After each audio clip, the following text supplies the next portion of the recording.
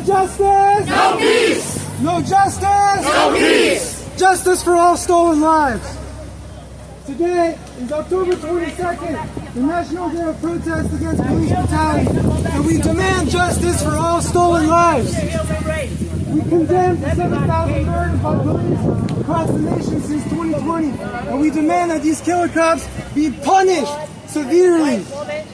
They need to be thrown behind bars and face real consequences for their actions. These killings continue unrelentingly, and this year is on track to be no different because there is no serious movement in the streets to put an end to it once and for all. The powerful George Floyd rebellions in 2020 showed us that the vast masses of oppressed people in this country can take to the streets with muscle, are ready to do what it takes. They are the true makers of history. They are the true unsung heroes. They are the courageous ones, the anguished fallen. They are not passive nor cowards. They will fight when given a method, an organization, and real hope. But in the absence of such an organization built to fight for their interests with uncompromising devotion, the masses of people who rose up in 2020 were derailed by foes disguised as friends. Opportunists, grifters, people who call themselves abolitionists. And they lost their initiative. Yeah, I'm speaking too. We can't wait for the next spontaneous wave. Every day police continue to kill, and be able to sleep at night on correct terms and go on the offensive. By opportunists, we mean political activists who saw an opportunity to jump in the spotlight for themselves and seize it for their own gains. Black Lives Matter was such an opportunist organization. They were appointed as leaders by the Democratic Party instead of being selected as the true representatives of the people, and they sold out. By grifters, we mean movement attorneys like Ben Crump, who chased after civil lawsuits to cash in the settlement, rather than push for criminal prosecution and justice. Or political analysts like Van Jones, who went from movement activists dabbling in Maoism to a position in the Obama administration to a CNN commentator. By people who call themselves abolitionists, we mean people who think you can somehow dismantle police and prisons with public comments on police budgets, not the overthrow of the ruling class by force through revolutionary civil war. And they refuse to support the righteous calls to jail kill the cops simply because it is, quote, carceral. Shame on all of them! Shame! Shame! Shame! Opportunists, grifters, and so-called abolitionists are enemies of the people. They are the people who asserted themselves as leaders of the movement against police brutality in 2020 and who ultimately strangled it to death and drove it to the ground. They confused the hell out of everybody and stood in the way of the emergence of a genuine revolutionary movement. The conditions were right for it, but we failed to meet the moment. We need to come to this collective understanding of what exactly happened in 2020 to realize that the confusion, frustration, despair, and feelings of dejection that many have felt in the face of continuous police killings came from somewhere, and it came from them. This dejection led many protesters to give up and abandon the masses of people who are living under the gun of police brutality. This dejection led many protesters to go back to their comfort and look the other way. This dejection led many rebellious ones to retreat. We need to understand this dejection to move past it and make advances. We need to know our friends from our enemies. The reality on the ground today is that families who are demanding justice for their loved ones killed by police are standing alone. If you parse through the bullshit online, all the bold talk, all the bravado, being about the cause, when it comes about being a real one and follow through with practical actions, revalue your priorities in life and where you spend your time, few people actually follow through. Whereas families demanding justice have no choice. Politics chose them and they had to fight.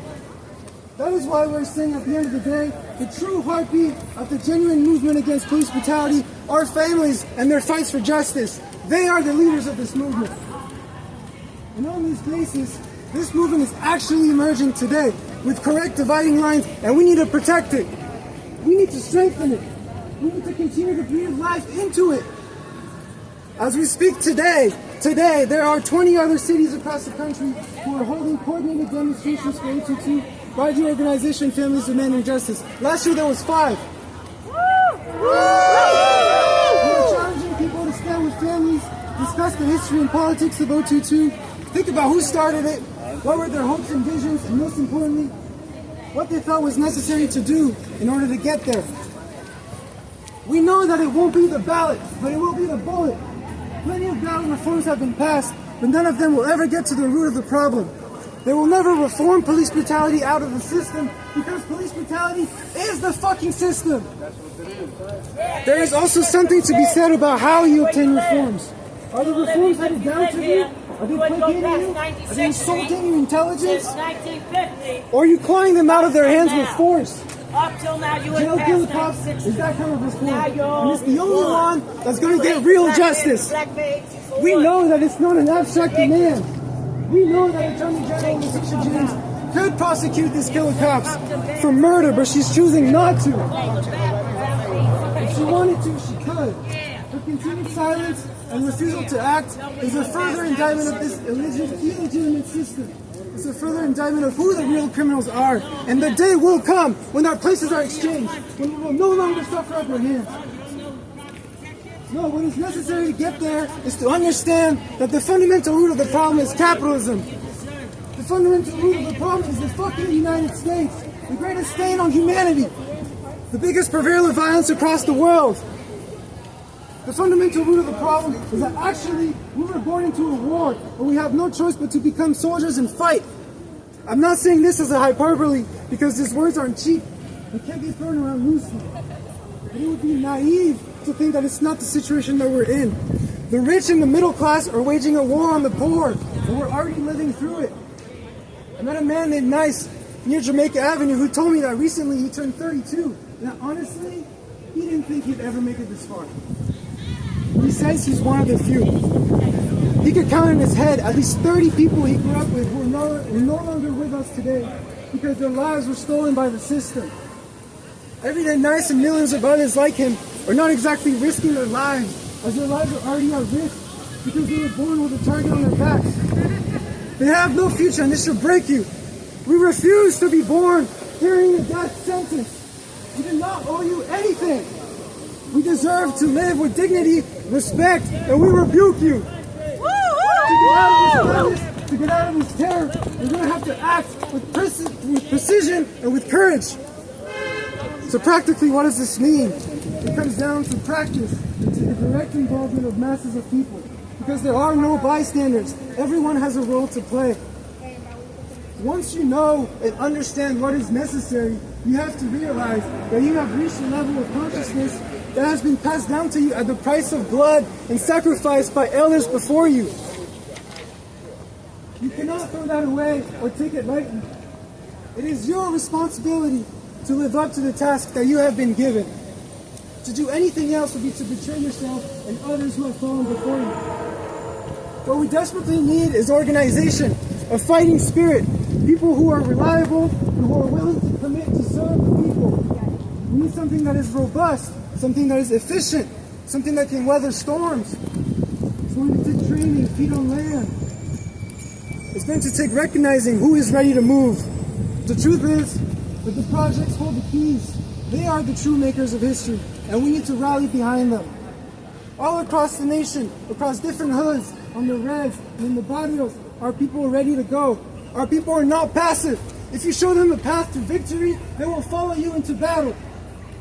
We need to arm ourselves first with historical knowledge. We need to arm ourselves first with a weapon of exposure. We need to arm ourselves with a weapon of mass mobilization. I'm calling on you to continue to take a stand and to dedicate yourself to serving the people. I'm calling on you to dare to struggle and to dare to win. Justice for all stolen lives. Justice for all stolen lives. No justice, no peace. No justice, no peace. No justice, no peace. No justice, no peace.